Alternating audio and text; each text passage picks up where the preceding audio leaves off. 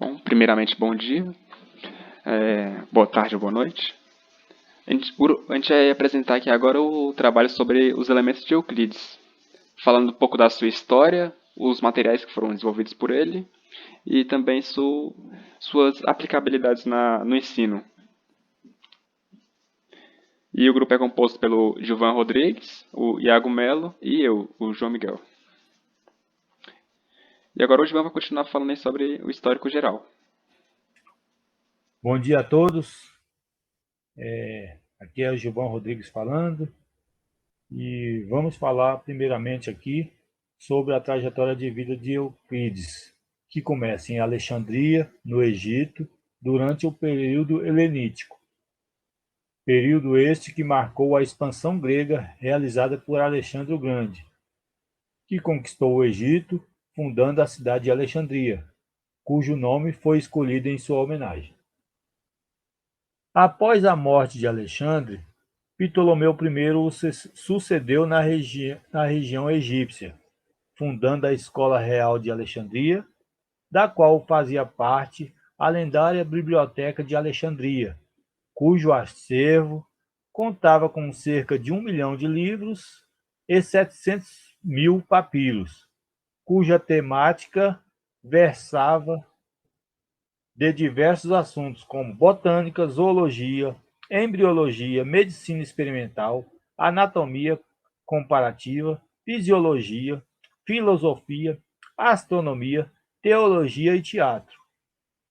Porém, parte significativa desse acervo foi destruído ao longo da história, através de diversos incêndios. Da Escola Real de Alexandria surgiram diversos alunos de renome, muitos dos quais se tornaram professores. É neste contexto histórico que surge a figura de Euclides, professor de Ptolomeu I e personagem central desse estudo, além de ser considerado o pai da geometria e professor da Escola Real de Alexandria. Pode passar.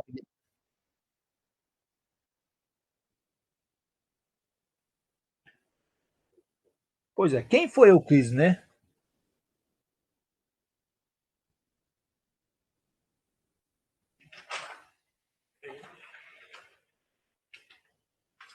Bom, na história da existência humana, quase sempre não é simples separar fatos verídicos e lenda.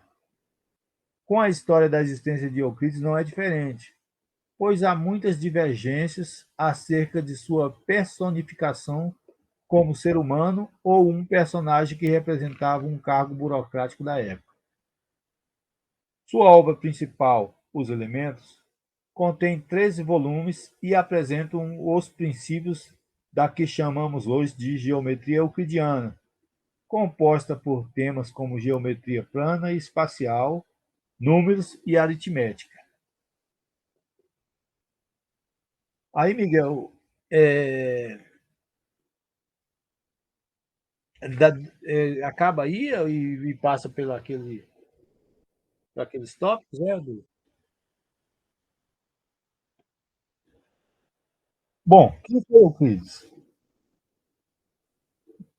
Na história da existência humana, quase sempre não é simples separar fatos verídicos de lendas.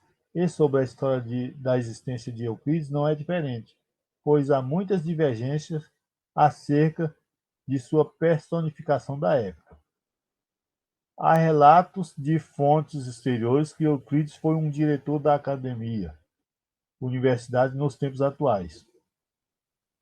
Teorias sobre quem foi Euclides que diz com diferentes posições de historiadores da matemática, como hoje, alguns dizem que ele realmente existiu e escreveu os elementos, além de outras obras e livros, um deles sobre crônicas que se perdeu.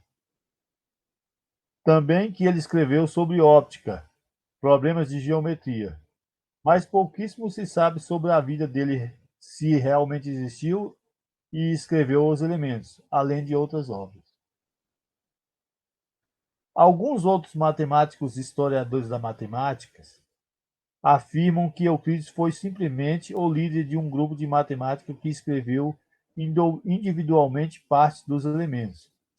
Há também outras interpretações que alguns historiadores afirmam que realmente Euclides existiu e fez sucesso como coordenador na elaboração de os elementos. Pronto, né, Miguel?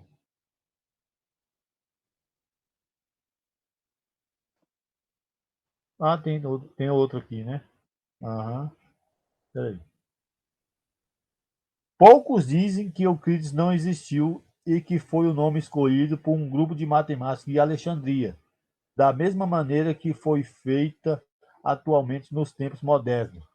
No século XX, um grupo de matemáticos adotou o pseudônimo de Nicholas Bourbach, que escreveu dezenas de obras com esse nome.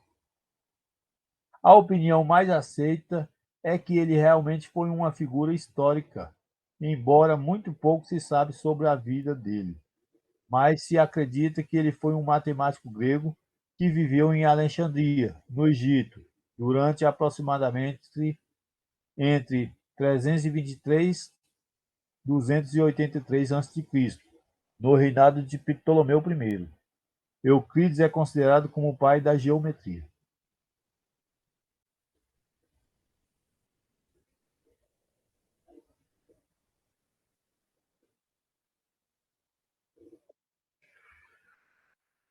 Bem, os elementos. Que livro foi esse? Bom, Os Elementos é considerado uma das obras mais importantes da humanidade, contendo 13 volumes, assim distribuídos.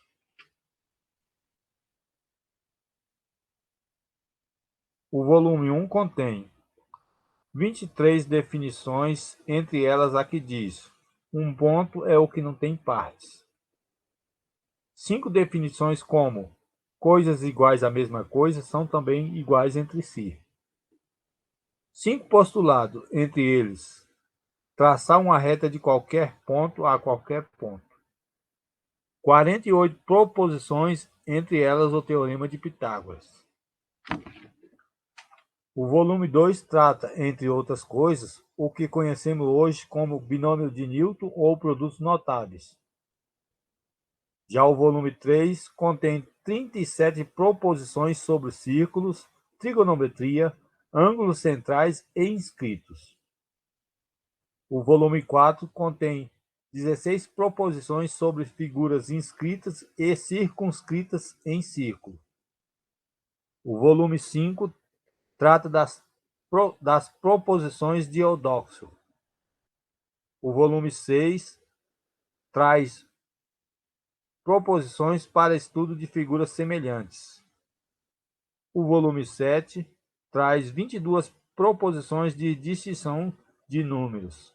Exemplo, MDC. O volume 8 trata das progressões geométricas. O volume 9, continuação sobre teoria dos números. O volume 10 contém a classificação geométrica de números irracionais quadráticos.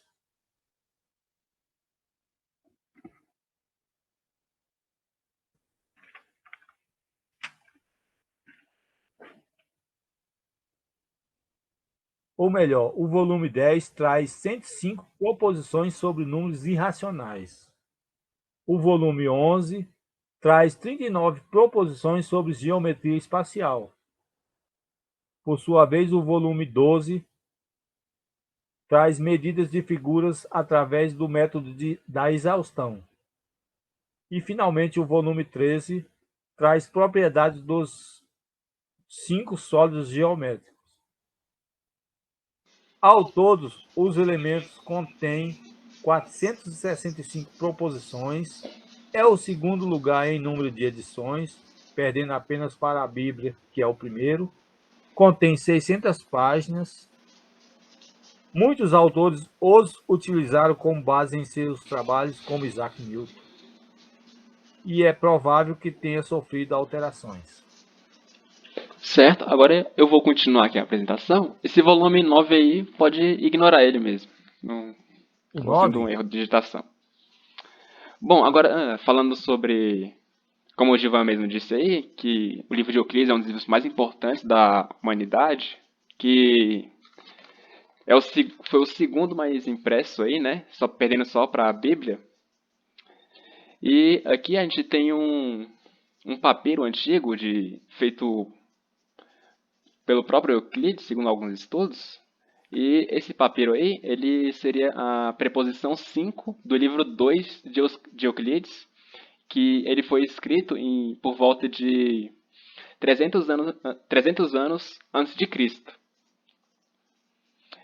E é um dos poucos artefatos que ainda se tem acesso, que foi escrito pelo próprio Euclides, ou então que foi escrito pelo menos na época de Euclides.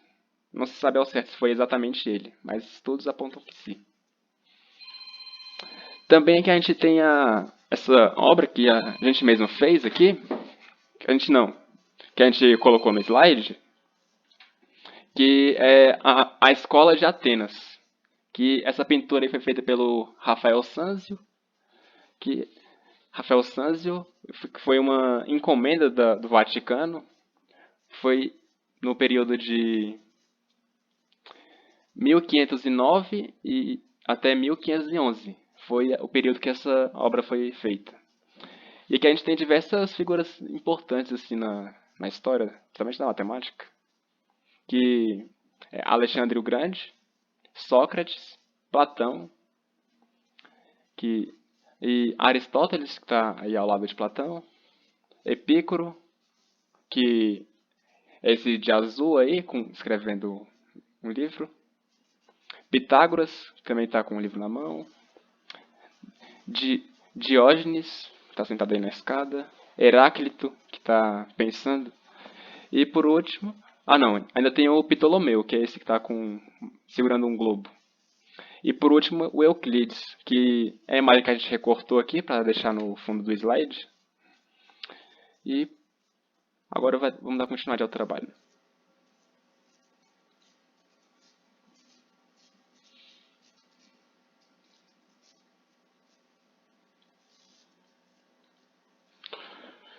Bom, aqui agora eu vou falar sobre o material de matemática desenvolvido, após o Gilmar ter falado um pouco aí sobre a história.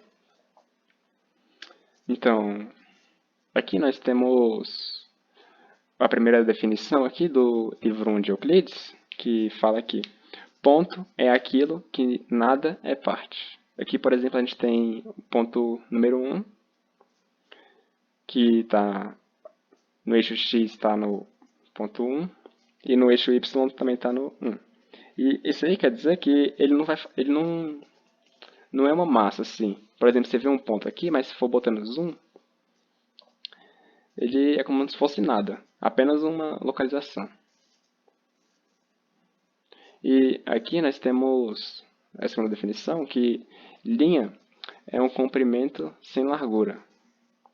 E extremidades de uma linha são pontos. Que no caso aqui, a linha que a gente tem é essa daqui, AB. E essa linha aqui, embora ela pareça um pouco...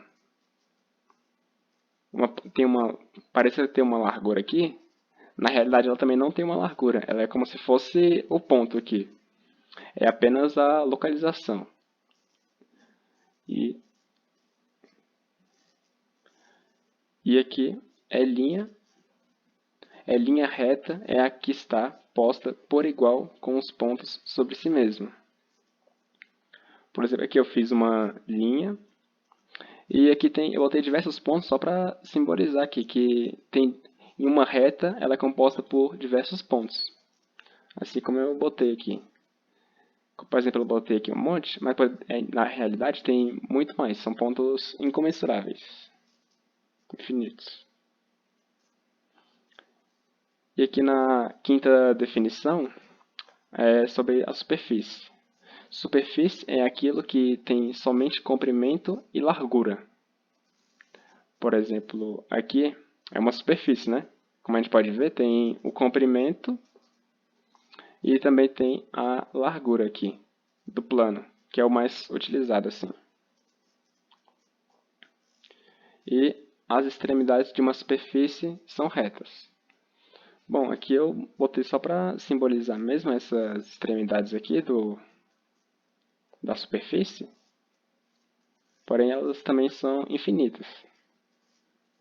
E superfície plana é a que está posta por igual com as retas sobre si mesma. Aí aqui está uma superfície e para simbolizar eu fiz aqui um monte de retas. Essa definição ela quer dizer basicamente que essa superfície plana é como se fosse uma folha de papel. E aqui também traz uma definição de ângulo. Ângulo é o plano e a inclinação entre elas de duas linhas no plano, que se tocam e não postas sobre uma reta. Aqui basicamente ele está mostrando o que é um ângulo, que é a medida entre dois segmentos, que aqui no caso eu botei um ângulo de 45 graus. E a nona definição e quando as linhas que contêm o ângulo sejam retas, o ângulo é chamado de retilíneo. Quando essas linhas aqui são retas, o ângulo ele é retilíneo. E quando uma reta tendo sido alteada sobre uma reta, faça os ângulos adjacentes iguais, cada um dos ângulos é reto. E a reta que se alteou é chamada de uma reta perpendicular, sobre a qual se alteou. Aqui, como a gente pode ver, é a imagem que exemplifica essa definição. Que aqui a gente tem duas retas, duas retas, essa daqui, a ABC e a DA. E essa reta DA é que, como é dito aqui se alteou. No caso aqui. E essa reta que se alteou aqui, ela é formada por um ângulo de 90 graus, tanto nesse ângulo aqui, alfa, e tanto no ângulo beta. E quando elas são chamadas de mesmo ângulo, elas são retas perpendiculares. Sempre vai ser 90 graus. Sempre que forem iguais, vai ser 90 graus. Então, é chamado de reta perpendicular. E agora o ângulo obtuso. Só ressaltar aqui que esse ângulo aqui, de 90, ele é um ângulo reto. E já o ângulo obtuso, ele já foi definido o que é um ângulo, então ele seria somente um ângulo maior que o ângulo reto, daqui de cima. E aqui a outra definição de ângulo agudo. O ângulo agudo ele seria apenas um ângulo menor do que o ângulo reto, que seria esse. E figura é contido por algumas fronteiras. Então, a figura ela seria formada por diversas retas, interseções de retas. Aqui. E círculo é uma figura plana contida por uma linha que é chamada circunferência, em relação à qual todas as retas que a encontram até a circunferência do círculo, a partir de um ponto dos postos no interior da figura, são iguais entre si. Aqui, por exemplo, vou botar aqui. A gente tem aqui a circunferência, que a circunferência aqui no caso seria só essa parte aqui que está em preto. E esse ponto A seria o centro dela. Aqui também, definição de 6. E o ponto é chamado centro da circunferência. Então, esse ponto aqui é o centro da circunferência. E ele possui a mesma medida, tanto aqui quanto aqui. Qualquer reta que parta do ponto e vá até a circunferência vai ter a mesma medida.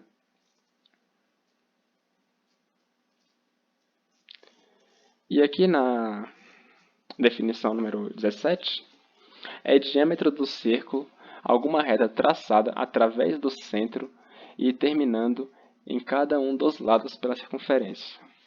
Então, essa aqui ela quer dizer basicamente que qualquer reta pegando de qualquer extremidade, por exemplo, essa daqui, e passando pelo centro e indo até a outra extremidade da circunferência, vai ser o diâmetro da mesma. E semicírculo é a figura contida tanto pelo diâmetro quanto pela circunferência.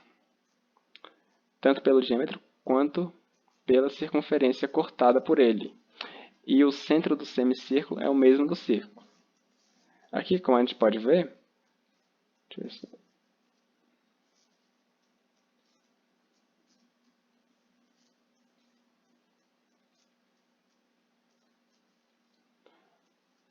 Aqui era como se tivesse uma circunferência. Vou botar ela aqui no lado. Aqui, ó, é a circunferência e vamos supor que o ponto está aqui, ponto central. Aí, o semicírculo, ele seria, se eu pegasse uma reta, cortasse o eixo central e fosse até na outra parte da circunferência. Por exemplo, aqui. Aí, o semicírculo, ele seria a outra metade, que foi cortada pelo diâmetro, como a gente tinha feito. Aqui, desse modelo aqui.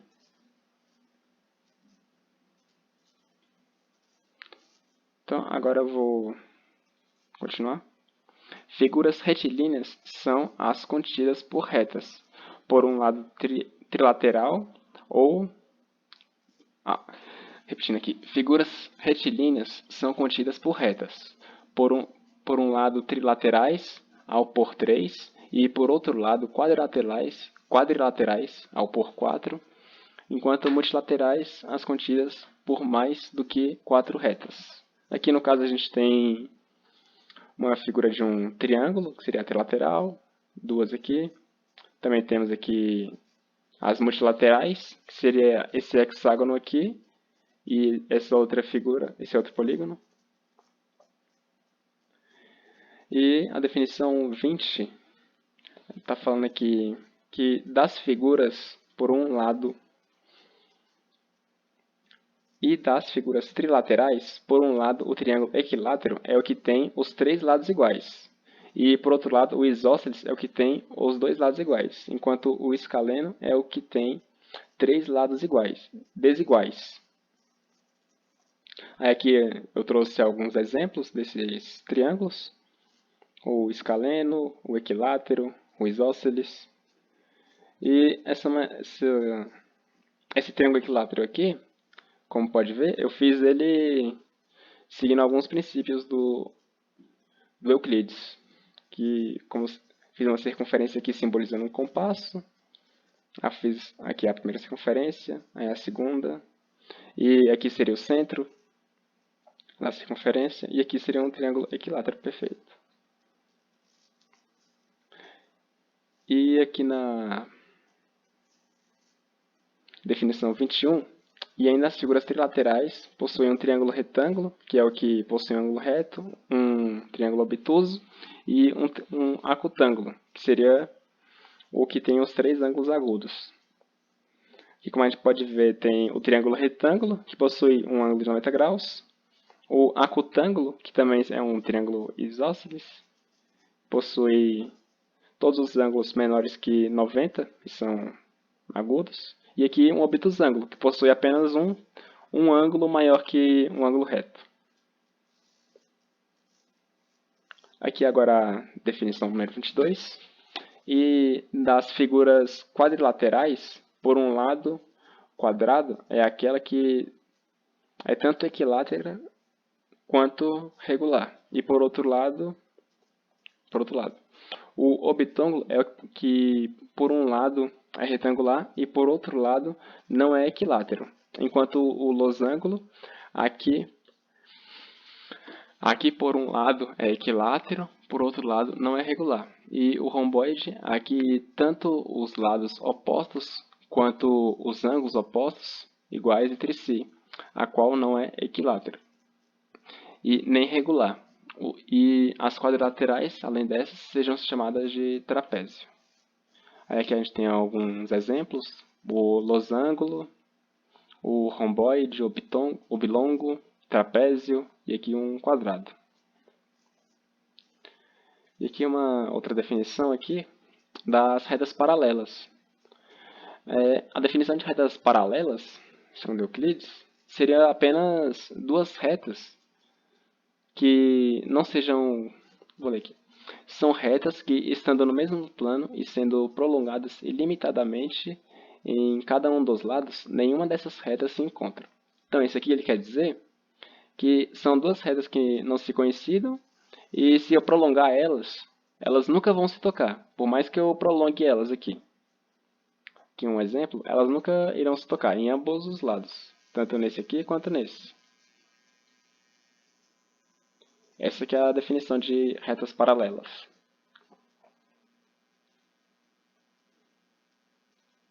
Aí, aqui eu trouxe alguns axiomas que esse é um dos pontos assim que Euclides teve deu uma grande evolução para a matemática, que são os axiomas, o método axiomático. Que aqui no caso a gente tem o primeiro axioma de Euclides, que quaisquer dois pontos podem ser unidos por uma única linha reta. Aqui eu tenho dois pontos e apenas uma única linha reta que pode passar por eles. E aqui no segundo axioma que eu botei, qualquer linha reta finita pode ser estendida como uma linha reta. Aqui no caso, essa linha reta finita seria um segmento, que qualquer segmento pode passar uma única linha reta. E um círculo pode ser traçado a partir de qualquer centro com qualquer raio. Aqui a gente tem a imagem, aqui, por exemplo, tinha somente esse segmento, e a partir desse segmento a gente pode traçar uma circunferência, como foi traçado aqui, com o raio AB. E aqui já nessa parte, todos os ângulos retos são iguais uns em relação aos outros. Isso aqui quer dizer que quando tem um ângulo reto de um lado, obviamente no outro lado também será um ângulo reto, que são 90 graus. E se duas linhas retas em um plano são cruzadas por outra linha reta, é chamada de reta transversal. E os ângulos internos entre essas duas linhas e a transversal somarem menos do que dois ângulos retos, então as duas linhas retas podem ser estendidas até eventualmente se intersectarem naquele lado transversal. Então, essa aqui é uma maneira para a gente poder... Deixa eu botar um pouco mais de zoom. Aqui. Então, essa aqui é uma maneira para a gente descobrir quando que as retas são paralelas. Aqui eu botei um exemplo um pouco simples de ver, para ficar melhor fazer o cálculo aqui. A gente pode perceber aqui que os dois ângulos retos, tanto esse ângulo alfa aqui de baixo, quanto o de cima aqui, são os ângulos internos cortados pela transversal GH, onde a primeira aqui deu 40 e a outra deu 46. E a soma disso aqui dá 86, então seria menor que 90. Seria um ângulo reto. Então, como é menor que 90, então essas retas elas vão se intersectar em algum momento, quando essa soma aqui for menor que 90. E aqui algumas noções comuns que Euclides trouxe também, que coisas que são iguais a alguma coisa também são iguais entre si. E se iguais são somados com iguais, os totais são iguais. E se iguais são subtraídos de iguais, os resultados são iguais.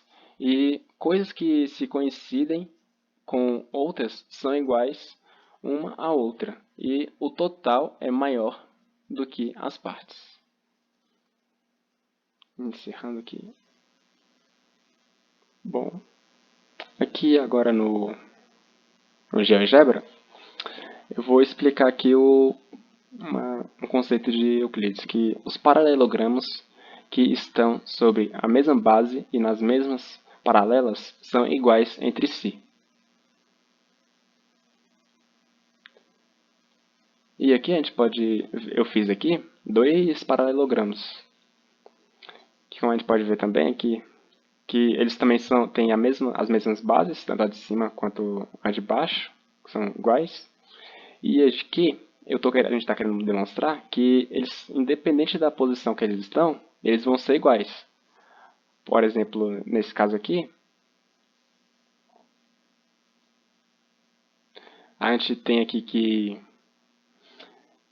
DAB é igual a esse aqui também, ao FABG, independente da posição. Pode estar aqui, nesse caso aqui também, eles vão ter a mesma área. Mesmo que aqui pareça que o laranja é o maior, na verdade eles ainda são iguais, por conta de ter as mesmas bases e serem paralelogramos. Aí agora eu vou fazer essa demonstração. Vou deixar eles primeiro como pontos coincidentes. E aqui, como no Euclides, a gente pode ver que esse ângulo aqui, vou fazer 2, fica melhor. Esse ângulo aqui vai ser igual a esse ângulo aqui também. Por ser uma transversal, cortando duas retas paralelas. E também que esse ângulo aqui vai ser igual a esse ângulo. Então, sabendo disso, a gente também sabe que, como aqui é a reta paralela, que esse ângulo aqui também vai ser igual a esse. E a gente pode perceber também que dá para formar dois triângulos aqui. Seria o DAF e também o FBG. Certo. Aqui agora nós temos dois triângulos.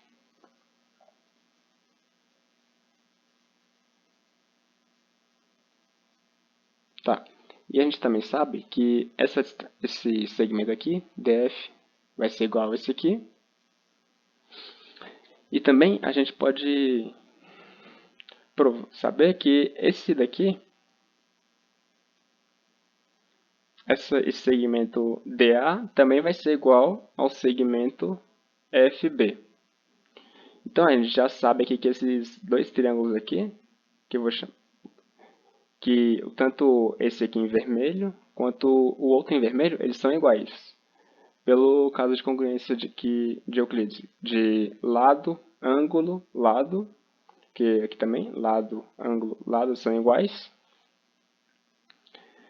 E como esses lados são iguais, a gente tem esse outro triângulo aqui, né? Que eu vou riscar. Que, como esse triângulo aqui fazem parte das mesmas coisas, então essas coisas são iguais. Então a gente agora provou que, nesse caso aqui de pontos coincidentes, os paralelogramos ainda vão ser iguais. Por conta que esses dois triângulos são iguais, esse aqui e esse aqui são iguais, e esse aqui faz parte das mesmas duas coisas, então, por consequência, os dois paralelogramos são iguais.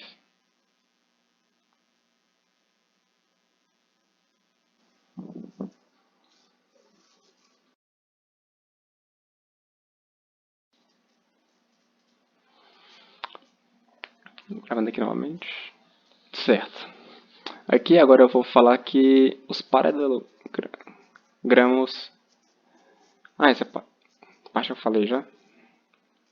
Eu vou demonstrar aqui que os paralelogramos, a gente mostrou quando os pontos E e F são coincidentes, que eles são iguais. E agora eu vou mostrar que quando os pontos não são coincidentes, como é esse caso aqui. Que vai lembrar também que, mesmo ele estando aqui assim, aqui para cá, a demonstração seria a mesma. Eu vou deixar nessa posição aqui, só para facilitar. Certo? Eu vou começar aqui a demonstração. A gente pode saber aqui, já de cara, que esse ângulo aqui vai ser igual a esse ângulo aqui. E também que... Vou botar 2 aqui. Pera aí. A gente sabe que esse ângulo vai ser igual a esse. e que esse ângulo aqui também vai ser igual a esse ângulo, certo? E para demonstrar que os paralelogramas são iguais, a gente vai fazer aqui dois triângulos. Vou botar um de azul mais escuro, que no caso seria o DAF, esse triângulo aqui, e também um outro triângulo aqui.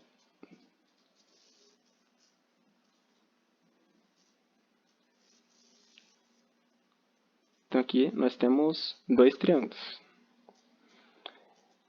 E a gente pode saber também sobre esses dois triângulos que eles têm a mesma base de cima. Porque a gente sabe que esse aqui, esse segmento DE, vai ser igual ao outro segmento. Esse segmento DE aqui vai ser igual a esse segmento aqui. Por conta dos paralelogramas possuírem as mesmas bases. E, por consequência, a gente pode perceber também que essa parte aqui também vai ser igual, esse segmento aqui. Pois coisas que são iguais a coisas são iguais entre si também, de acordo com a definição de Euclides. Então, a gente sabe que eles têm a mesma base. Que esse lado aqui vai ser igual a esse. E também a gente sabe que esse ângulo aqui, ele vai ser igual a esse ângulo aqui também. E como é um paralelogramo aqui, a gente sabe que esse segmento aqui vai ser igual a esse outro segmento aqui. Então, a gente já tem aqui a prova que os dois triângulos são iguais, por conta do caso do lado de congruência de triângulos de lado, ângulo, lado. Que, como a gente pode ver aqui também, lado, ângulo, lado, que são iguais. Então, feito isso, eu vou pintar aqui para demonstrar melhor.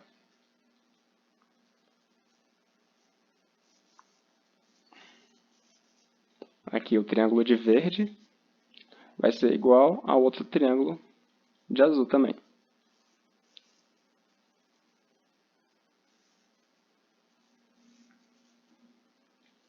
Certo. E essa parte aqui que não possui, né? Não possui nada, eu vou apagar ela aqui. E vai continuar sendo a mesma medida. Vou apagar. Apaguei. Por conta de ser a mesma coisa. E aqui, a gente também pode perceber agora que aqui a parte roxa, meio azul, vai ser igual a essa parte verde também. E essa parte aqui do meio, esse triângulo aqui do meio, como ele faz parte dos dois paralelogramas, dos paralelogramas, então eles vão ser iguais entre si. Pois coisas que são igual a coisas são iguais também entre si. Então a gente provou aqui que os dois paralelogramas são iguais. Tanto esse aqui, tanto o em laranja aqui quanto o roxo. Bom, aqui vamos iniciar a demonstração de Teorema de Pitágoras, feito pelo livro de Euclides, né? Então lá temos essa figura aqui, que é para fazer a demonstração. E como é feita, né? Bom, primeiro ele pega este quadrado aqui, ABGF, e como esse aqui é a hipotenusa, né? Ele é retângulo bem aqui, ele quer fazer com que este quadrado mais esse quadrado, a soma deles dê esse outro quadrado aqui. Está desproporcional, mas por causa do meu desenho aqui, o formato. Aí esse aqui é um quadrado, outro quadrado e outro quadrado. Bom, o que ele quer fazer? Ele vai se utilizar do seguinte conceito, né? Ele vai pegar metade desse quadrado e igualar a metade do retângulo produzido por um traçado que ele faz aqui, ó, dá origem a esse retângulo, né? Ele traça aqui uma perpendicular DE, né, ABC, paralela a BD, e aí vai pegar metade deste quadrado e igualar a metade desse retângulo.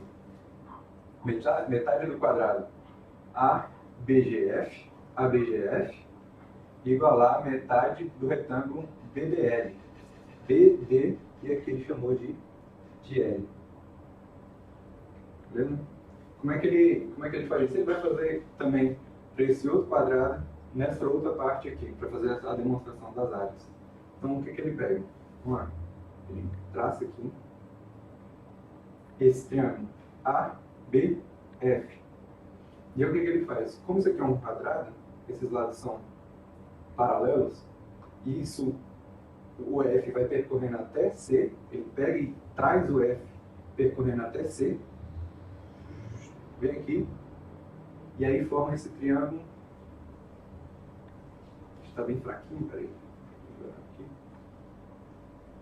Está acabando a tinta. E ele forma esse triângulo ABC. Como? Pega o ponto F aqui e ó, vai escorregando ele durante toda essa reta aqui e traz até aqui, formando um triângulo ABC. E esse triângulo ABC, como ele está entre paralelas e foi demonstrado pelo João Miguel no outro vídeo, as áreas deles são iguais, portanto, ABF é igual a ABC. Beleza? E aí, como ele faz para chegar até esse retângulo? Ele pega e faz um giro. O que ele pega? Ele pega esse triângulo aqui, ó, ABC, e dá um giro nele aqui, ó. Na hora que ele gira, como é um quadrado, esse lado AB até coincidir com o lado GB. Então ele vem aqui, ó, e esse lado do triângulo ele tomba para cá. Na hora que ele tomba, AB fica no lugar aqui de GB, AC vira esta diagonal, GD, porque BC, como isso aqui embaixo é um quadrado, essa parte aqui vem para cá, ó, BD. Tá vendo? Ele tombou. Tombou aqui, ó. Aí, agora, vamos olhar aqui, ó, pegar um azul e verde melhor. E aqui podemos observar novamente aqui, ó, B, G, D, e aí eu faço, como aqui são paralelos, pego esse ponto G e vou descendo com ele até encontrar esse lado BC, ó. Eu pego o G e venho até aqui. O que vai dar origem a esse triângulo aqui, ó, em verde. Não sei se a câmera está capturando o verde, mas esse novo triângulo aqui, ó, em verde. E que manteve suas áreas, né? O ABF era o mesmo de ABC. Eu só fiz o giro coincidindo com os lados, porque eles são de mesmo tamanho. E, após isso, faço discorro G até esse ponto aqui, que como estão entre paralelas, esse triângulo B, com isso aqui que eu posso chamar de O aqui, BOD aqui, é o mesmo de BGD, por ser a mesma área. Logo, se essa área aqui, que é metade do quadrado que ele queria demonstrar, é igual a metade da área desse retângulo, que fica em verde aqui. Logo, se a metade é igual, o dobro também será igual, e essa área desse quadrado é igual à área desse retângulo aqui, nessa parte. Bom, aí ele faz também a demonstração para este outro quadrado, para vir para esse outro retângulo aqui, de forma análoga. E é assim que é feito lá no livro. Lá também tem as demonstrações de porque aqui são paralelas e os ângulos utilizados, mas aqui não cabe. Acredito que é isso.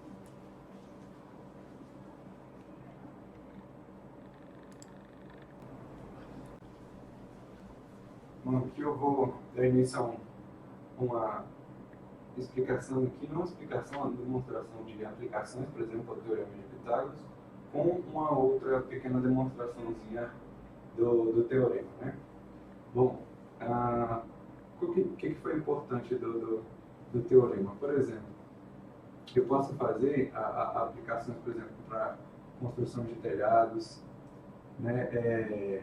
Nivelar terreno, fazer topografia, por exemplo, tem uma casinha aqui, um terreno todo assim, e aí você faz a topografia do terreno baseada em triângulos retângulos, né? Eu tenho, por exemplo, uma região montanhosa, região toda montanhosa, e eu quero chegar dessa cidade A aqui, né? De um ponto específico, por exemplo, dessa cidade, até uma outra cidade aqui, o ponto B. Então, o que eu vou fazer? Eu tenho que percorrer tudo isso aqui? Não, eu quero saber a distância entre elas, por exemplo, construir um túnel que passa, né, daqui até B. Como é que eu vou fazer? Como é que eu vou fazer isso? Se a região é toda montanhosa, é difícil de fazer a medida, não tem como você atravessar a montanha. Então, com o Teorema de Pitágoras, você pode fazer a divisão desse percurso em triângulos retângulos, né? Tu vai fazendo assim, posso fazer dessa maneira.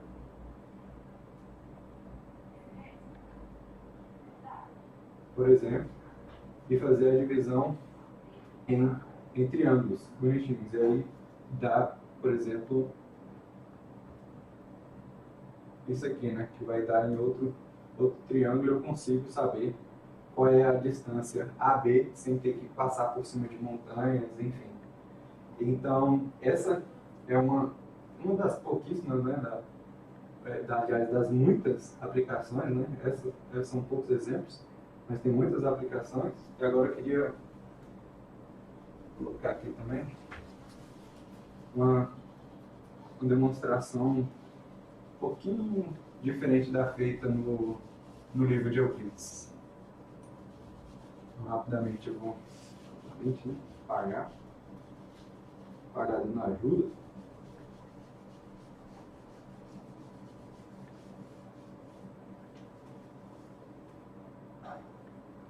Vamos começar aqui. Por exemplo, a gente pegar um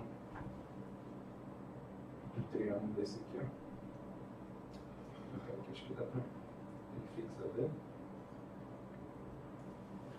Bom, aí nós temos aqui o triângulo, um triângulo qualquer ABC, e aí o que eu faço para concluir, né, e apresentando na demonstração? Eu pego mais outros 3 triângulos iguaizinhos a esse, né? 4 triângulos desses. Posso pegar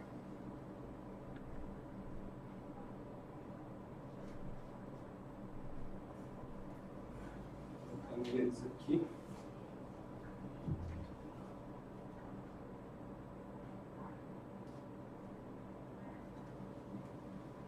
Mais ou menos assim.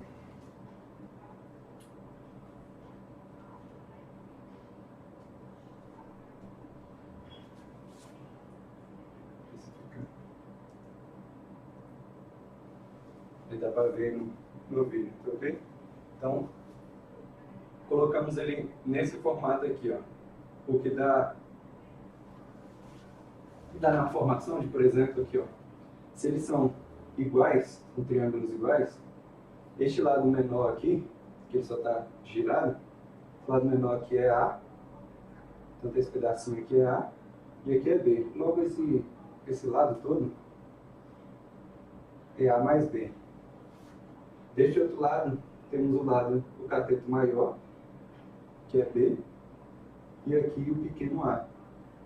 Logo isso aqui, esse em verde aqui, aí, mais D. É este outro formato aqui. Dá um quadrado. Bom, aí temos essa área em branco aqui, né? E o que essa área em branco parece? Ela parece um quadrado. E como a gente verifica, né? Como dessa forma dessa construção, o lado desse quadrilátero fica como C, Aqui também temos a outra hipotenusa, que é C, a outra C e a outra C. Logo, essa parte em branco aqui fica um quadrado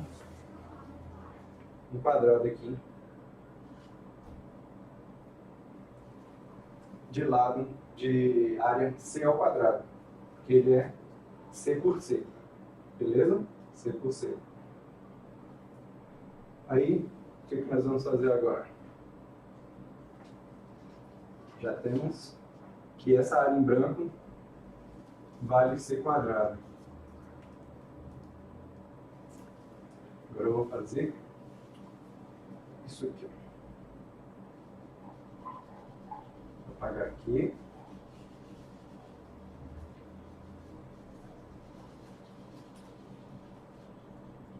E vamos fazer pequenos giros aqui, por exemplo. Vou pegar esse triângulo e vamos girar ele aqui, ó. Pequeno giro. Beleza? Desse mesmo modo, vamos girar este outro aqui, formando esses dois retângulos. Só que agora o que eu vou fazer? Eu vou pegar este retângulo de baixo e deslocar ele, o valor desse cateto aqui, ó, A para o lado. Fazer um deslocamento dele aqui. Ele vai ficar assim.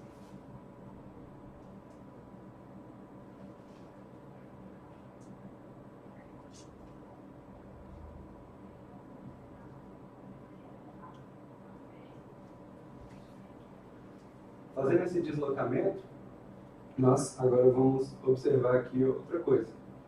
Aqui permanece A, que é o cateto menor. Aqui também é A.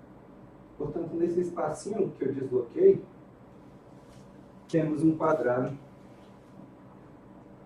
de lado A quadrado. De lado, não, perdão, área A quadrado.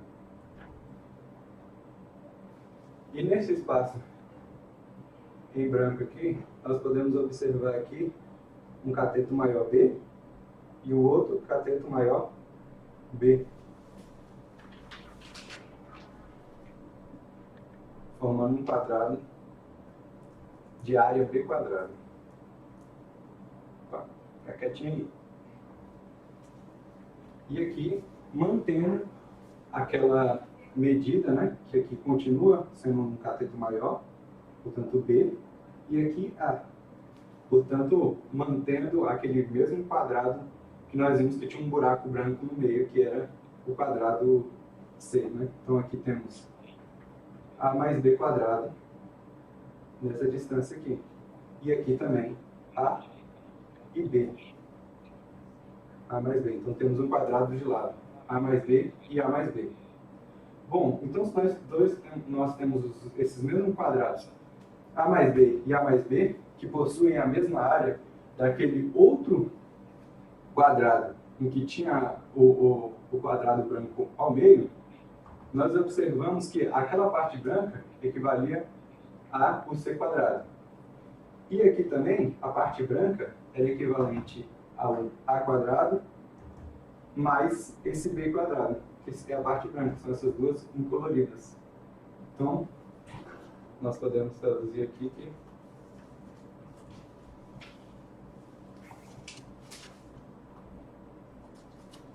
deixar o triângulo aqui.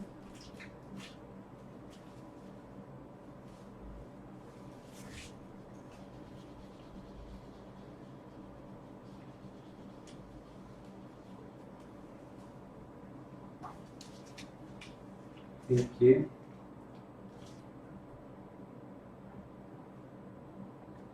essa funciona o teorema de Pitágoras, né? Em que um cateto ao quadrado mais o segundo ao quadrado equivale à hipotenusa ao quadrado, e que é as áreas dos quadrados formados por cada cateto também são iguais. Beleza?